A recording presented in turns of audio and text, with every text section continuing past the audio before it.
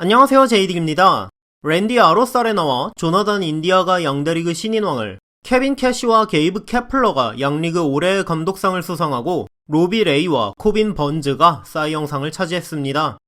아메리칸 리그 사이영 최종 후보는 로비 레이, 게릿 콜, 랜스 린이었는데요.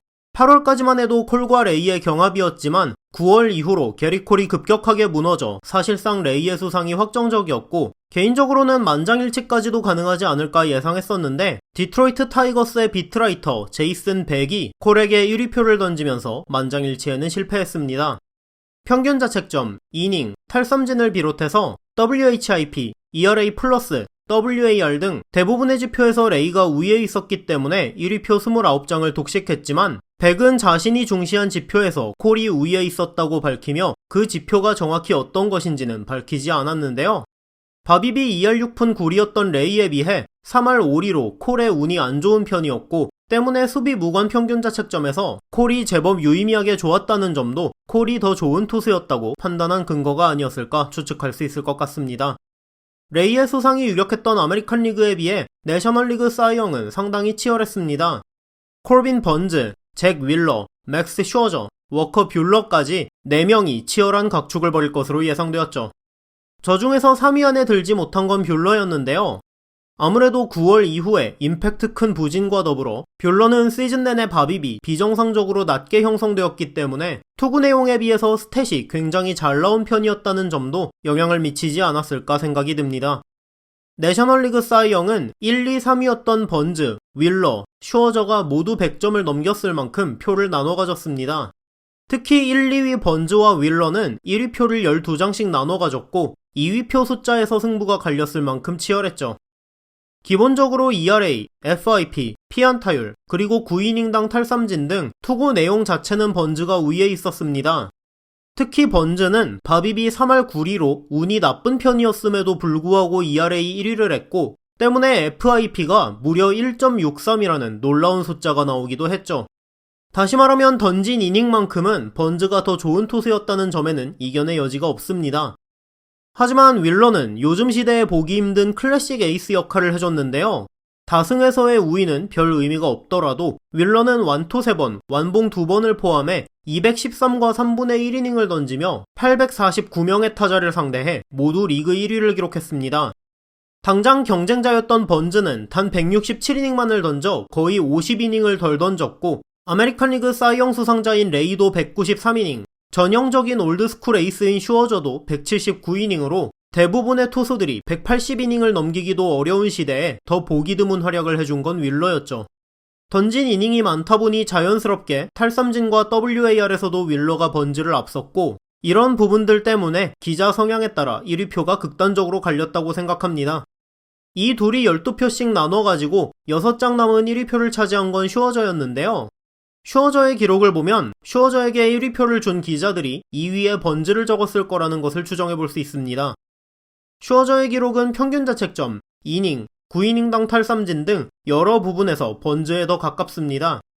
이닝은 적지만 낮은 WHIP와 많은 탈삼진으로 던진 이닝 동안 투구 내용이 더 좋았던 편에 속하죠.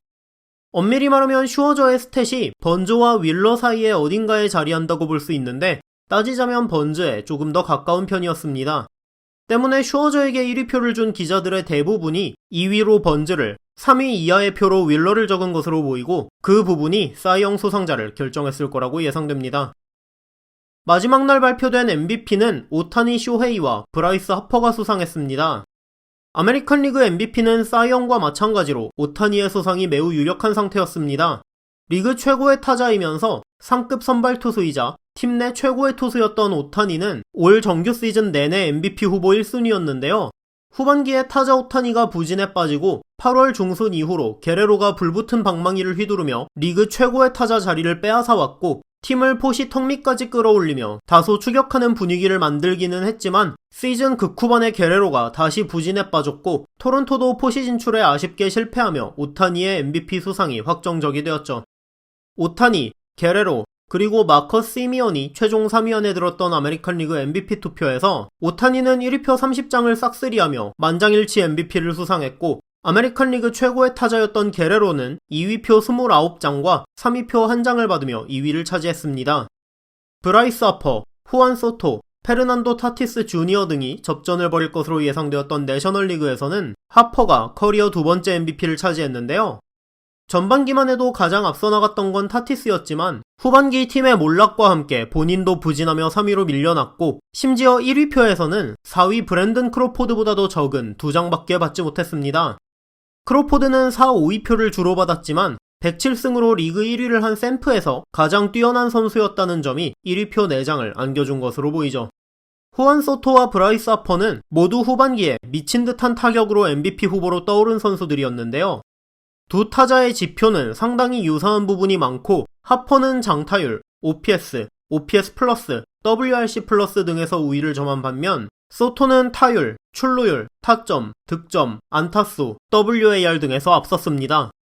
어차피 두 팀 모두 포시 진출에 실패한 만큼 팀 성적에 우열은 큰 의미는 없다고 봤고, 개인적으로는 하퍼가 근소한 차이로 MVP를 타지 않을까 생각했었는데 예상보다 훨씬 압도적인 차이로 1위표 17장을 쓸어갔다는 부분이 다소 놀라운 부분이었습니다.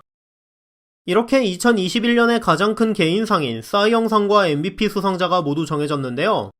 개인적으로 가장 크게 느낀 건 다승, 완투, 이닝, 삼진수 등에서 우위를 점했던 윌러를 제치고 ERA, FIP, 피안타율, 9이닝당 비율 스탯 등에서 우위를 점한 번즈가 싸이 영상을 차지한 것과 타율, 출루율, 타점, 득점, 최다 안타 등에서 앞섰던 소토와 장타율, OPS, OPS 플러스, WRC 플러스 등에서 앞섰던 하퍼의 경쟁에서 하퍼가 무척이나 큰 차이로 압도적인 우위를 점했다는 점 등에서 이제는 확실히 BBWAA 기자들도 클래식 스탯보다 세이버를 중시하는 경향이 굉장히 강해졌구나라는 점이 크게 다가왔고, 에인절스는 매년 MVP급 활약을 해주면서 팀은 시즌을 망치던 트라웃이 올해는 2달도 뛰지 못하고 시즌 아웃되었음에도 오타니가 폭발하면서 만장일치 MVP가 되었는데 여전히 시즌을 망치는 모습이 참 한결같다는 생각도 들었습니다.